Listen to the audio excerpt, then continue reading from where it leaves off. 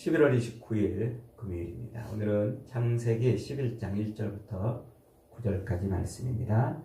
무슨 음성이 들리십니까? 라는 제목입니다. 무슨 음성이 들리십니까? 창세기 10장에 노아와 그의 세 아들, 그 세 아들들을 통해서 후손들이 어떻게 퍼져나가는지를 살펴보았죠. 그 후손들이 이제 각각 민족을 이루고 또 각각 자기 살 길로 이제 나가는 모습을 보았습니다. 그리고 그 후손들의 역사 속에서 계보 속에서 이제 오늘 본문에 우리가 읽지는 않았습니다만 11장의 10절부터 마지막 32절까지가 셈의 족보를 이제 그려주고 있습니다. 그렇게 노아의 그 자손들의 족보와 셈의 족보를 설명하고 있는 그 사이에 이 바벨탑 사건이 지금 쏙 끼어들어 있는 거예요. 굉장히 중요한 것을 말하려고 하는 것이죠. 10장 25절에 따르면 이제 하나님께 반역하며 타락한 인간의 모습이 분명하게 이제 드러나죠. 10장 25절에 보면 에벨은 두 아들을 낳고 하나의 이름을 벨렉이라 하였으니 그때의 세상이 나뉘었습니다. 이렇게 말합니다. 그러니까 요 벨렉 때 이때 이제 바벨탑 사건이 일어났다. 이제 이 말이에요. 근데 요 벨렉이 누구냐면은 노아의 4대손입니다. 4대손. 노아의 그 4대손이 벨렉이에요. 그 노아의 첫 번째 아들 셈의 손자인 거죠. 그러니까 아주 짧은 시간에 노아의 홍수 사건이 있은 지 불과 얼마 안 되는 짧은 시간에 이제 이렇게 바벨탑 사건이 지금 벌어졌다는 얘기예요. 요 기간이 얼마나 됐을까? 대략 한 100년 정도, 이 정도 되는 걸로 이렇게 보여요. 그러니까 그 짧은 시간에 인간은 그 홍수의 그 기억을 가지고 있으면서도 뭐 한 거예요? 인간의 그 본성대로 사는 거예요. 그러니까 인간의 그 타락한 본성은 어떻게 지워질 수가 없는 것이라는 것을 좀 볼 수가 있는 것이죠. 하나님께서는 노아의 홍수 심판을 끝내시고 노아와 그 자녀들에게 뭐라고 말씀을 하셨냐면 9장 1절에서 생육하고 번성하라, 땅에 충만하라 이렇게 말씀하셨잖아요. 생육하고 번성해서 땅에 충만하려면 어떻게 해야 됩니까? 여기저기 땅으로 흩어져야 되는 거예요. 그런데 오늘 본문에서 이들은 뭐라고 그랬다고요? 흩어짐을 면하자 이렇게 지금 시작을 하고 있는 거예요. 흩어짐을 면하자. 그러니까 지금 하나님의 그 위대한 명령, 인간에게 주시는 하나님의 그 위대한 명령을 지금 인간들이 온 몸과 마음으로 그 명령을 거부하고 있음을 볼 수가 있는 거죠. 그래서 그들은 흩어짐을 면하려고 온 세계에 충만하라 하신 그 말씀을 거역하고 흩어짐을 면하게 하려고 한 곳에 모여서 자신들만의 도시와 문화를 세웁니다. 그래서 신할 평지에 정착해서 성과 탑을 쌓으려고 하고 있습니다. 이렇게 이것이 하나님을 대적하는 것이고 하나님을 반역하는 것이다 하는 것이죠. 자, 1절에 보니까 온 땅의 언어가 하나요 말이 하나였더라 이렇게 말합니다. 여기서 언어와 말은 단순한 의사소통하는 것을 의미하는 게 아닙니다. 의사소통의 방법과 수단을 말하는 것만을 말하는 것이 아니고 그들의 모든 생각하는 것, 그들의 모든 문화가 하나였다는 말이에요. 그러니까 말이 하나다, 언어가 하나다는 것은 곧 생각이 하나고 문화가 하나였다는 거예요. 그래서 우리나라 대한민국이 한국말을 쓰는 한국말을 쓰는 사람의 문화와 저 일본말을 쓰는 사람의 문화가 이렇게 서로 다른 거예요. 우리말을 쓰는 이 한국 사람들은 세계 어디를 가도 다 똑같은 한국 문화를 가지고 있는 거예요. 그리고 이 말이 다른 것은 곧 문화가 다른 것이고 삶이 다른 거란 말이에요. 그러니까 그들이 언어가 같고 말이 같았다는 것은 단순히 그냥 의사소통하는데 이렇게 하는 정도가 아니고 뭐 했다는 거예요? 그들의 생각과 그들의 문화가 같았다는 거예요. 그러니까 그 타락한 문화, 하나님을 대적하고 하나님을 거스리고 하나님을 반역하는 그 인간의 문화를 고스란히 모두가 지금 다 갖고 있다. 그 얘기를 하고 있는 거예요. 그래서 그들은 그렇게 하나님의 명령을 거스리고 그 하나의 문화, 죄악된 그 타락된 그 습성을 가지고 그들이 꾸민 게 뭐냐면은 성읍을 쌓고 탑을 쌓는다는 거예요. 그래서 3절로 4절에 서로 말하되 자 벽돌을 만들어 견고히 굽자 하고 이에 벽돌로 돌을 대신하여 역청으로 진흙을 대신하고 또 말하되 성읍과 탑을 건설하여 그 탑 꼭대기를 하늘에 닿게 하자. 그리고 우리의 이름을 내고 지면에서 흩어짐을 면하게 하자. 이렇게 지금 말을 하고 있습니다. 자, 이것이 무슨 문화라고요? 타락한 문화. 하나님을 대적하는 문화. 요 타락한 문화, 하나님을 대적하는 요 문화를 요한계시록은 무슨 문화라고 말하냐면 바벨론 문화 이렇게 말을 해요. 바벨론 문화. 요 바벨탑을 쌓던 문화라는 말이에요. 하나님을 대적하고 그리고 타락한 삶을 사는 그 죄악의 삶을 사는 그 문화를 바벨론 문화 이렇게 성경이 요 문화로 세상 모든 역사를 이어주고 있는 거예요. 그러니까 하나님을 대적하고 타락한 삶을 사는 것은 바벨론 문화라고 지금 말하고 있는 거죠. 이 바벨론 문화는 세 가지 목표를 가지고 있습니다. 첫째로는 뭐를 세운다고요? 성읍을 세운다. 도시를 세우는 거죠. 도시문화. 도시문화는 우리가 창세기 4장에서 그 가인의 후예들로 이어지는 가인이 세운 그 성읍의 문화를 통해서 잠깐 살펴봤잖아요. 도시문화는 하나님을 대적하는 문화예요. 이미 가인의 후손을 통해서 본 하나님을 반역하고 대적하는 실패한 문화라는 것을 보지 않았습니까? 그래서 이 도시, 성읍이라는 것은 사람들이 모여서 사는 이 성읍은 하나님에 대한 인간의 그 반역을 점점 더 집중화시켜내요. 그리고 점점 더 인간의 그 교만과 그리고 우상 숭배의 그런 중심지가 바로 도시입니다. 도시. 그리고 이 도시는 인간의 그 쾌락, 자기 즐거움, 자기 만족을 위해서 사는 그런 문화를 만들어내는 곳이 바로 도시입니다. 그러니까 요즘에 시골에 젊은이들이 없다고 그러잖아요. 왜 시골에 젊은이들이 없어요? 재미가 없어요. 시골에 살면 재미가 없는 거예요. 재미가 없다는 건 뭐예요? 자기 즐거움, 자기를 즐겁게 하고 자기의 이 오감을 만족시키는 그런 일들이 거기는 없는 거예요. 그래서 도시로 서울로 자꾸 오는 거죠. 여기에 그런 게 있는 거예요.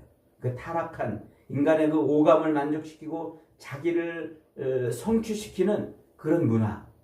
그게 바로 도시 문화인 것이죠. 그래서 도시 문화는 인간의 그 성취욕을 만족시켜주고 또 자원을 집중화시켜가지고 하나님으로부터 독립하는, 하나님이 없어도 살 수 있는 그런 삶을 만들어내는 게 바로 도시 문화입니다. 그리고 이 권력과 부가 집중이 돼가지고 다른 사람을 착취하고 그리고 권위에 저항하는 바로 그런 문화. 그러니까 질서를 깨트리고 그 권위를 거부하는 그런 문화가 바로 이 도시 문화라고 하는 거죠. 그래서 인간은 이 도시 문화를 통해서 자기의 그 창의성과 그리고 자기의 이 지혜와 지식을 쏟아부어 가지고 인간의 그 기술을 만들어내고 또 예술을 창조해내고 또 많은 이 거버넌스 문화 이런 것들을 만들어내 가지고 뭐를 하는 거예요? 자기 만족, 자기 즐거움, 자기 성취감을 쌓아가는 거예요. 이게 도시 문화란 말이에요. 근데 그런 것을 지금 만들어내려고 그러는 것이죠.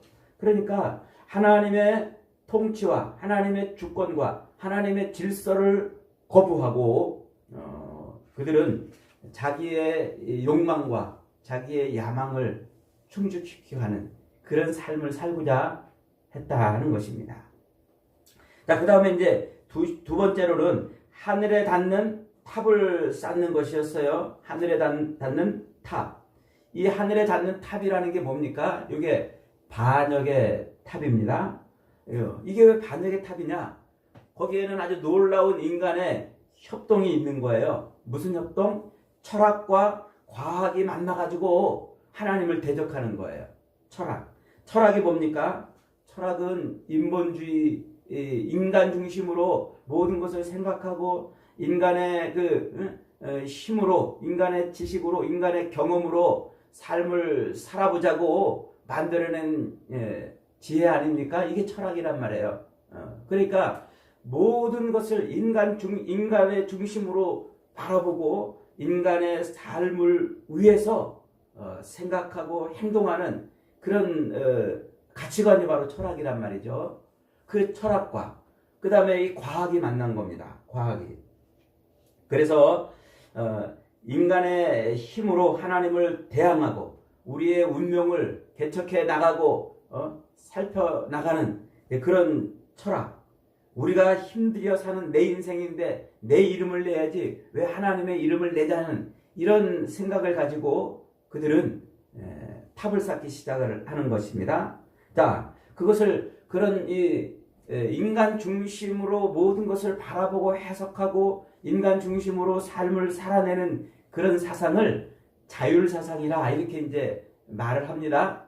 인간은 자기 스스로 뭔가를 해보려고 그러는 거예요. 그게 철학이 제공을 해준다는 말이죠. 자, 과학은 뭡니까? 과학은 대신하는 겁니다. 대신. 그래서 돌 대신에 벽돌을 굽고 역청으로 진흙을 대신하는 것입니다.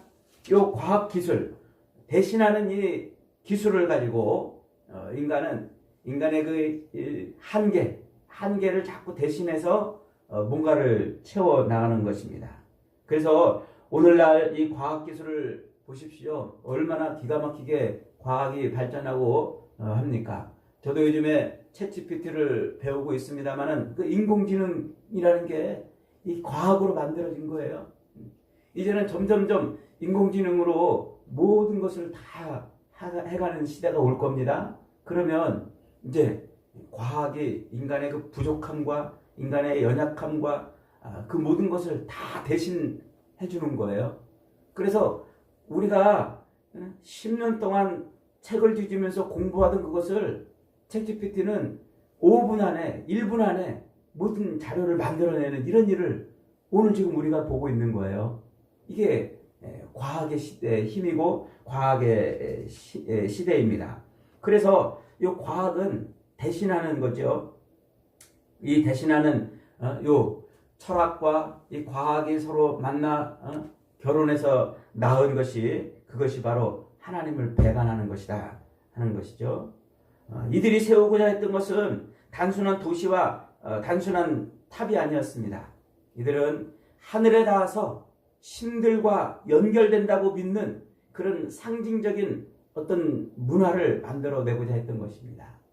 그러니까 아담이 하나님께서 먹지 말라 하신 그 선악을 아는 나무의 열매를 먹음으로 말미암아 어떻게 됐다고요? 눈이 밝아져 하나님처럼 선악을 아는 일에 하나님처럼 되었단 말이에요. 그래서 그들이 하나님의 자리를 꿰차고 앉아가지고 자기에게 잘해주면 선한 것, 자기에게 못해주면 악한 것이라고 규정을 하고 그렇게 규정을 짓고 삶을 사는 거예요. 그래서 항상 자기중심적이에요. 나한테 잘해주면 좋은 것, 나한테 잘해주면 선한 것, 나한테 잘해주면 착한 것, 나한테 못해주면 악하고 나쁘고 못된 것, 그렇게 모든 것을 바라보니까 자기가 하나님의 자리에 올라가 있는 것이죠. 그래서 자기에게 잘 안 해주면은 권력과 힘으로 자기 능력으로 저것을 제압하는 그런 삶을 살게 되는 거예요. 이게 바로 지금 탑을 쌓는 문화인 것이죠. 그러면서 신마저도 자기를 창조해낸 그 신마저도 자기 삶을 도와주고 자기 삶을 잘 살게 하고 자기의 삶을 성공하게 해주는 그런 일에 보탬을 해줘야 되는 분으로 전락을 시켜버린 거예요. 창조주 하나님이 그걸 안 해주니까 엉뚱한 우상들을 만들어서 그 신의 역할을 대신하게 하는 것이죠. 이것이 바로 이 바벨의 문화인 겁니다. 바벨탑을 쌓는 사람들의 문화이죠.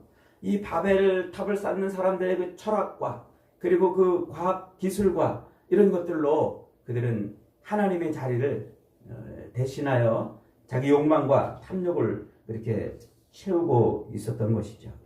세 번째는 자기 이름을 내는 것이었어요. 이들이 그렇게 흩어짐을 면하고 탑을 쌓고 하는 것은 자기 이름을 위한 것이라고 좀 말하고 있습니다. 그래서 본문에 우리의 이름을 내자 이렇게 말을 하고 있는데 이 말을 직역을 하면은 우리가 스스로 우리의 이름을 만들자 이런 뜻이에요. 우리의 이름을 만들자. 그러니까 내 이름을 우리 인간의 이름을 우리가 만들어내는 거예요. 하나님은 우리 인간을 지으실 때 우리를 뭐라고 지으셨어요? 사람을 짓고 아담이라, 진흙덩어리를 짓고 아담이라 이렇게 이름을 붙여주셨습니다. 아담이라고 불렀어요. 그 아담이라는 뜻이 뭐라고 그랬습니까? 진흙덩어리라는 뜻이에요. 티끌이라는 뜻이에요. 흙덩어리라는 말이에요. 그게 아담이에요. 진흙에서 나와서 그것을 빚어서 너는 진흙에서 나왔다.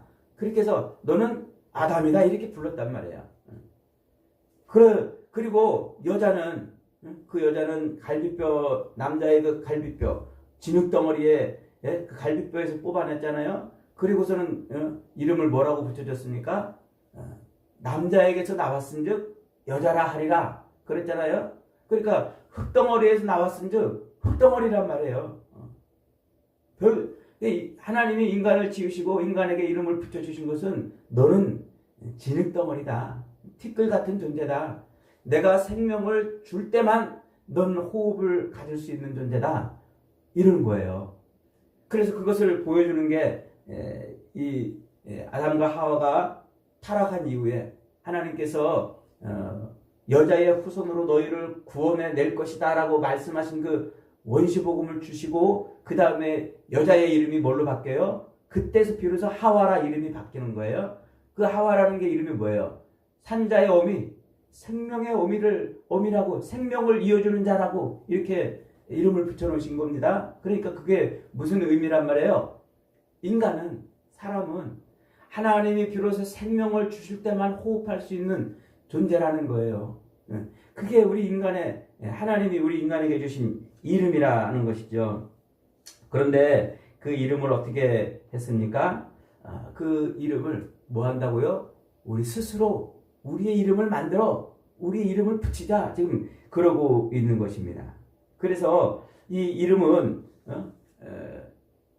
이 이름을 스스로 만들어서 내 이름을 내가 짓고 부르자 하는 것은 굉장한 중요한 의미가 있어요. 성경에서 이름은 단순히 그 사람을 호칭하는 호칭만이 아닙니다. 그 사람의 본질과 그 사람의 특성과 그 사람의 가치를 그 사람의 존재의 성격을 규정해 주는 게 이름이에요. 그리고 누군가에게 이름을 줘준다 하는 것은 그에 대한 소유권을 가진다 이런 것을 의미합니다. 그러니까 내가 누구의 이름을 지어준다는 것은 그의 소유권, 그를 소유한다, 지배한다는 그런 의미가 있단 말이죠. 그러니까 하나님이 우리를 흙덩어리로 만들으시고 아담하고 이렇게 부르시고 하와라고 이렇게 부르신 것은 우리가 뭐라는 거예요? 하나님의 피조물이고 우리의 인생의 소유권을 하나님이 갖고 있다는 것을 보여주는 것이란 말이죠. 그런데 그 티끌에서 나온 존재, 하나님의 피조물이 하나님의 자리를 꿰차고 앉아서 이제 내 이름은 하나님이 불러주는 대로가 아니라 내 이름 스스로 내가 불러서 내가 지어서 내가 부르겠다. 그 얘기를 하고 있는 겁니다. 그래서 인간은 하나님의 은혜로부터 생명을 부여받은 자로 불리고 그렇게 그 자리를 지키며 사는 것이 아니라 도리어 하나님의 그 이름 대신에 하나님이 주신 이름 대신에 내 이름을 더 높이고 드러내는 그런 삶을 살게 되는 겁니다. 그게 바벨의 문화예요. 그게 바벨론 문화란 말이에요. 그래서 이 바벨론 문화에 속해 있는 사람들은 그렇게 새벽부터 밤늦게까지 땀 흘리고 허리가 휘고 눈이 빠지도록 자기 이름을 위해서 그렇게 사는 겁니다. 오늘날 보세요. 세상의 모든 사람들이 전부 자기 이름을 위해 살고 있지 않습니까? 자기 이름 석자 드러내려고 말이죠. 우리 속담에 그런 말 있잖아요. 호랑이가 죽으면 가죽을 남기고 사람은 죽으면 이름을 남겨야 된다 하면서 이름 남기려고 그러는 거예요. 그래서 온갖 요만할 때부터 애들 때부터 학용품에다가 이름 새겨주고 뭐에다가 이름 새겨주고 다 자기 이름 붙이는 거예요. 자기 이름을 붙여야 자기 존재감이 드러난다고 생각을 하는 거예요. 자기 이름을 붙여야 그래 자기 삶의 이유가 있다고 생각을 하는 거예요. 그래서 사람들은 그렇게 자기 이름을 드러내려고 자기 이름 석자 붙이려고 새벽부터 밤늦게까지 허리가 휘도록 눈이 빠지도록 일을 하고 있다는 말입니다.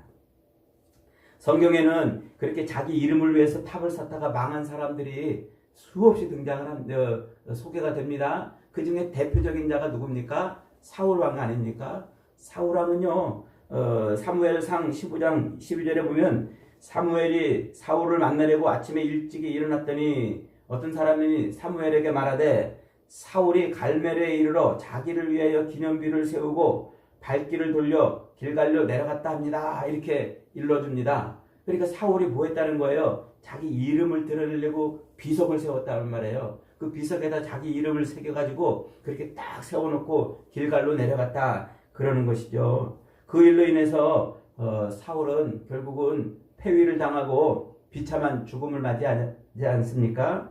또 압살롬, 다윗의 아들 압살롬이 있어요. 압살롬은 정말 다윗의 총애를 받던 아들이었는데 사무엘하 18장 18절에 보면 압살롬이 살았을 때에 자기를 위하여 한 비석을 마련하여 세웠으니 이는 그가 자기 이름을 전할 아들이 내게 없다고 말하였습니다. 그러므로 자기 이름을 기념하여 그 비석에 이름을 붙였으며 그 비석이 왕의 골짜기에 있고 이제까지 그것을 압살롬의 기념비라 일컫더라 그랬습니다.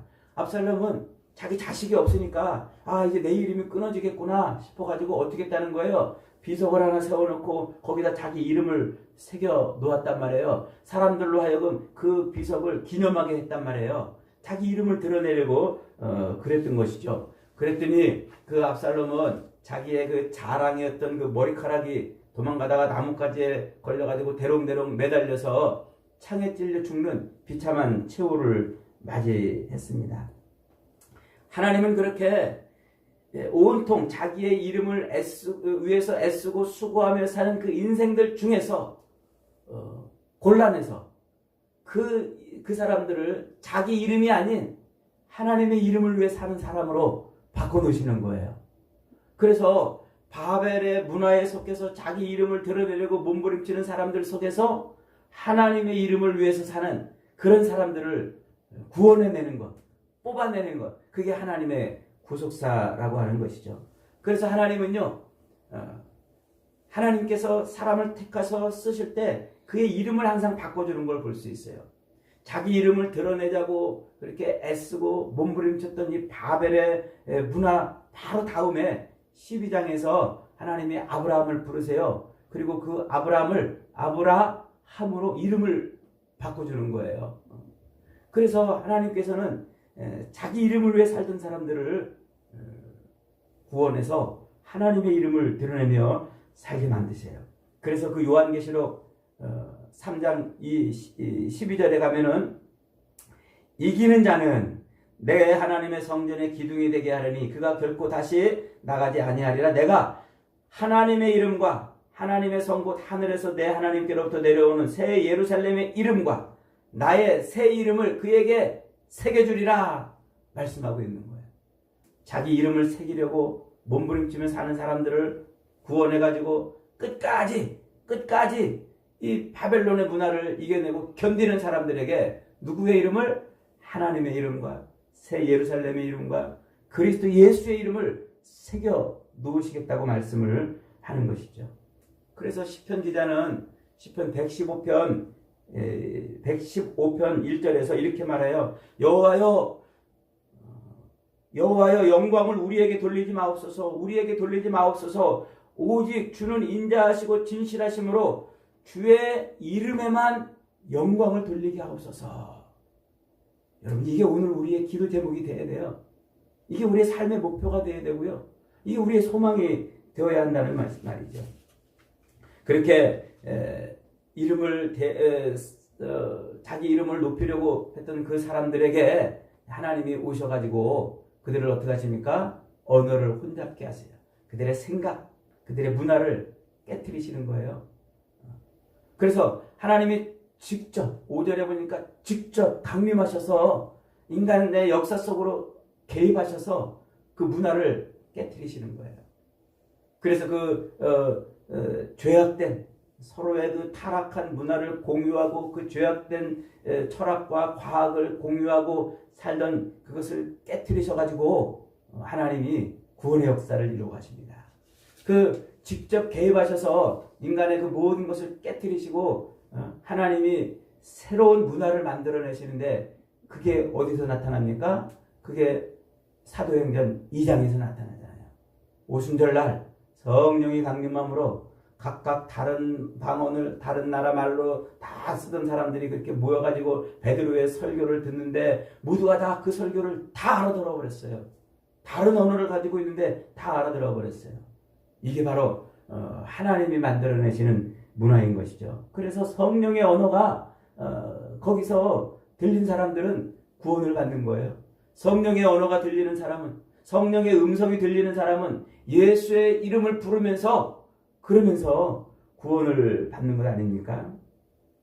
여러분, 요한계시록 17장 그리고 18장에는 바벨론의 문화가 잘 소개되어 있어요. 바벨론의 문화는 음녀의 문화라고 했어요. 타락하는 문화, 하나님을 배반하고 자기 쾌락을 추구하는 그런 문화라고 했습니다. 그런 문화 속에 있는 성도들에게 예수님이 뭐라고 말씀하십니까? 또 내가 들으니 하늘로부터 다른 음성이 나서 이르되 내 백성아 거기서 나와 그의 죄에 참여하지 말고 그가 받을 재앙들을 받지 말라. 바벨론의 문화에서 나오라. 바벨론의 문화에서 나오라 하고 말씀하고 있어요. 그 더러운 자리, 그 죄악의 자리, 하나님을 배반하고 자기 쾌락과 자기 욕망과 자기 즐거움을 추구하는 그 자리에서 빨리 나와서 어떻게 하란 말이에요? 하나님의 문화를 이루는 삶을 살아라는 거예요. 여러분, 지금 여러분의 귀에는 이 음성이 들리십니까? 어떤 사람의 귀에는 늘 음녀의 음성만 들립니다. 그래서 자기 이름을 드러내려고 그리고 자기 쾌락과 즐거움을 추구하는 삶을 살아가는 것이죠. 그러나 주님의 양떼들은 누구의 음성이 들려요? 주님의 음성이 들려요. 그래서 주님이 뭐라고 말씀하세요? 내 양은 내 음성을 듣느니라 라고 말씀하세요. 그러면서 내 음성을 듣고 문을 열면 내가 그에게로 들어가서 그로 더불어 먹고 그는 나로 더불어 먹으리라 이렇게 말씀을 하신단 말이에요. 여러분, 지금 세상에는 음녀의 소리, 음녀의 음성도 지금 크게 떠들고 있습니다. 저와 여러분은 그 음녀의 바벨론의 소리에 귀를 기울이지 마시고 주님의 음성에 귀를 기울이시기를 바랍니다. 그래서 저와 여러분은 그 바벨론 문화에서 빨리 빠져나와서 날마다 하늘의 언어를 듣고 성령의 음성을 듣고 우리 주님의 음성을 듣고 사는 복된 인생들이 다 되시기를 주님의 이름으로 축복합니다. 아멘.